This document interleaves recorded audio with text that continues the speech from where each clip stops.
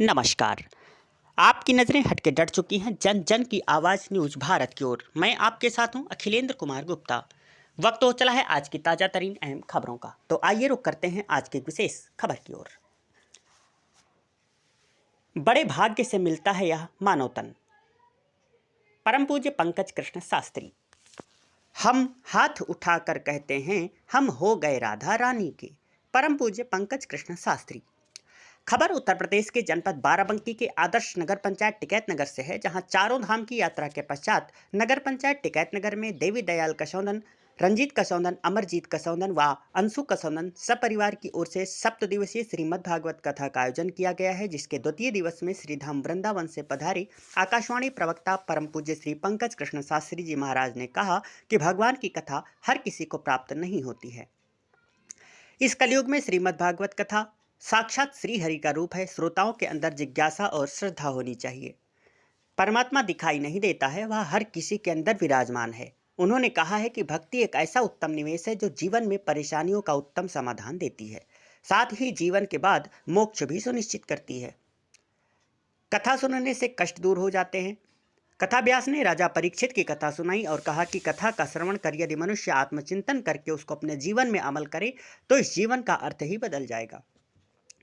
साथ ही व्यास जी ने श्री गोकर्ण जी के प्रादुर्भाव की कथा सुनाई, जिसको सुनकर सभी श्रोता मंत्रमुग्ध और भाव विभोर हो गए।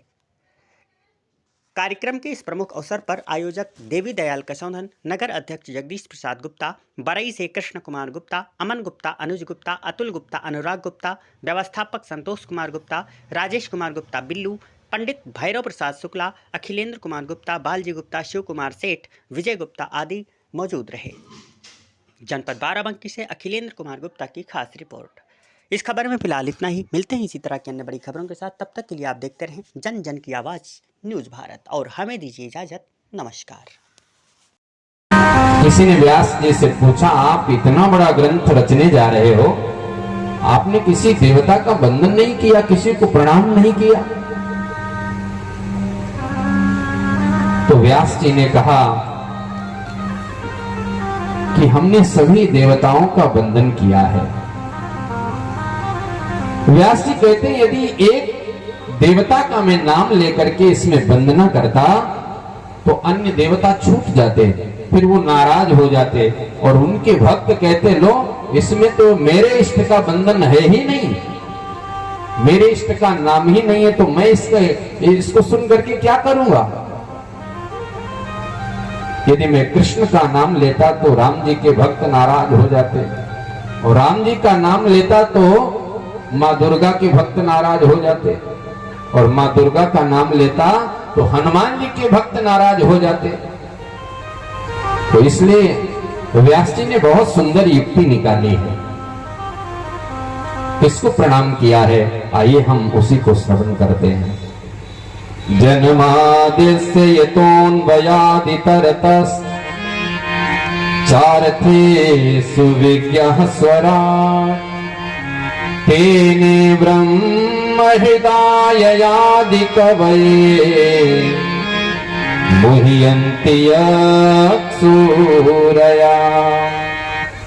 तेजो वारिमृदां यथा विनिमयो यत्र त्रिसर्गो मृषा धाम्ना स्वेन सदा निरस्तकुहकम्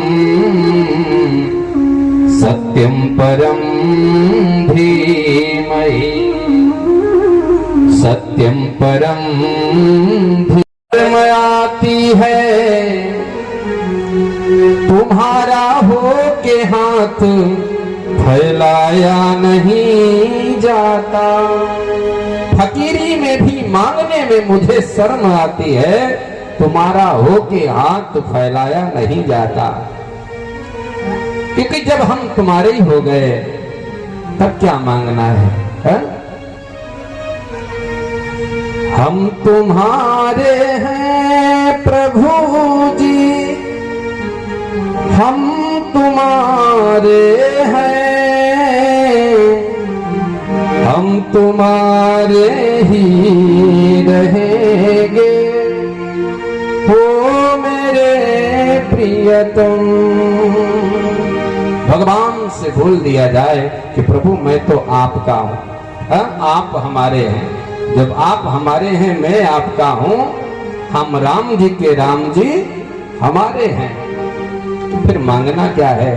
तो भक्त ने कहा जब मांगना ही नहीं है तो ये मांगना शब्द ही क्यों बना है? तो किसी ने कहा कि मांगना शब्द तो मांगने के लिए बना है। तो कहा फिर तो आप मांगने के लिए मना कर रहे हो ना। तो कहा यदि मांगना ही पड़ जाए तो आप भगवान से मत मांगिए। यदि मांगना